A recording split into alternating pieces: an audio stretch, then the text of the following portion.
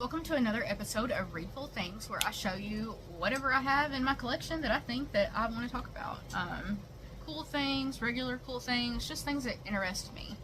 Today I'm doing like a weird kind of theme, and it's called fiction writers. I don't know, I'm just making that up, but it is kind of a weird theme.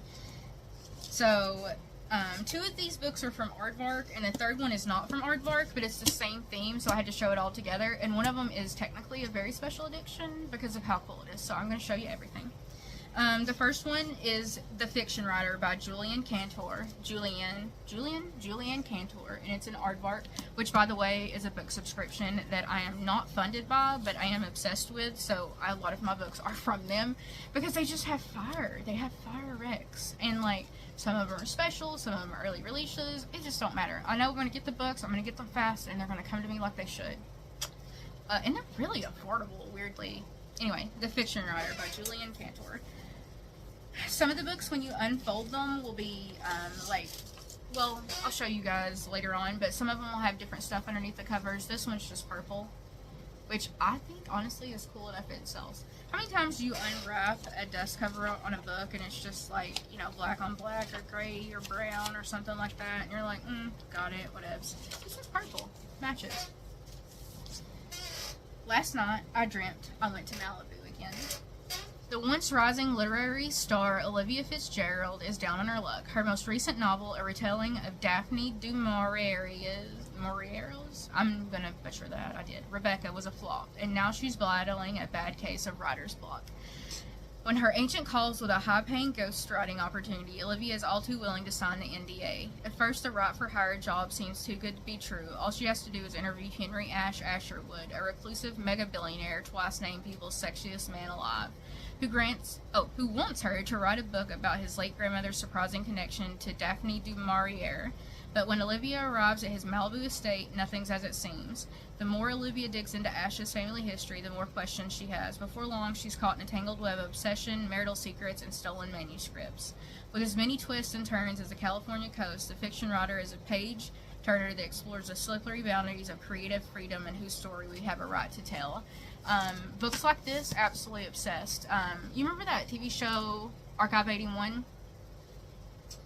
Love everything about it. And this book gave me that kind of, like, vibes off of it, and also locked room isolation horror, which is also one of my kinks. So if you haven't found this one or grabbed it off of Aardvark, check it out and see if it's still there. They leave some of their books until they sell out, and you can grab a copy. It's super affordable. I like the artwork, or just grab a regular copy. My second book is also from Aardvark, and it's called Death of a Bookseller. Do we have a theme, Alexis? Maybe. And as you can tell, it's got the little Aardvark logo, which I honestly do not mind. I know some other subs have the logo, and it's like, ugh. But I like Aardvarks. And of course, the inside is black and pink with gold filigree or whatever. Filigree? I don't know. Is that what we're calling it? And I saw this and I thought, ooh, because I love thrillers and mysteries and things like that. And this just seemed too fun. A disaffected bookseller develops a dangerous obsession with his dark and twisty debut.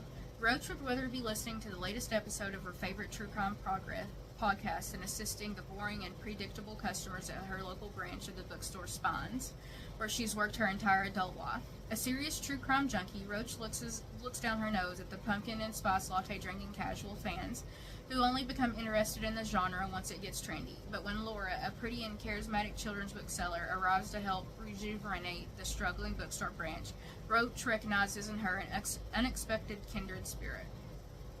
Despite their common interest in true crime, Laura keeps her distance from Roach, resisting the other woman's overtures of friendship. Undeterred, Roach learns everything she can about her new colleague, eventually uncovering Laura's traumatic family history. When Roach realizes that she may have come across her own true crime story, interest swiftly blooms into a dangerous obsession. A darkly funny suspense novel, Death of a Bookseller, raises the ethical question about the fever of true crime and how we handle stories that don't belong to us. Again, absolutely unhinged. I love books like this. And, of course, the cover has me sold. Am I basic? Maybe. Don't really care. Looks super cool. And again, I'm an Aardvark junkie. Can't help it. Now, this next one is not from Aardvark. I do not know where I came across it. I was just scrolling, and it fit the theme kind of the other books that I showed you, but then it was a special edition, so I'm a sucker. It's called The Ghostwriter by Julie Clark. Look at the freaking pages. Your girl is obsessed. Couldn't help it. June 1975. The Taylor family shatters in a single night when 2 teenage siblings are found dead in their own home. The only surviving sibling, Vincent, never shakes the whispers and accusations that he was the one who killed them. Decades later, the legend only grows as his career as a horror writer skyrockets. Ghostwriter Olivia Dumont has spent her entire professional life hiding the fact that she is the only child of Vincent Taylor. Now on the brink of financial ruin, she's offered a job to ghostwrite her father's last book. What she doesn't know, though, is that this project is another one of his lies, because it's another horror novel he wants her to write. Because it's not another horror novel he wants her to write. As 50 years of silence, Vincent Taylor is finally ready to talk about what really happened that night in 1975. So as you can imagine, this is an emotional, unhinged book.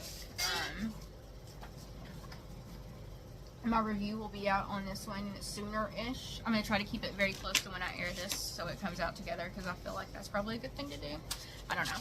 But the book just had me freaking sold. It was beautiful. It looked great. I've never heard of the author, but again, I'm a big fan of, like, not necessarily true crime, but murder mysteries, Agatha Christie. As you have probably seen if you've seen my Substack, Spill the Agatha Christie.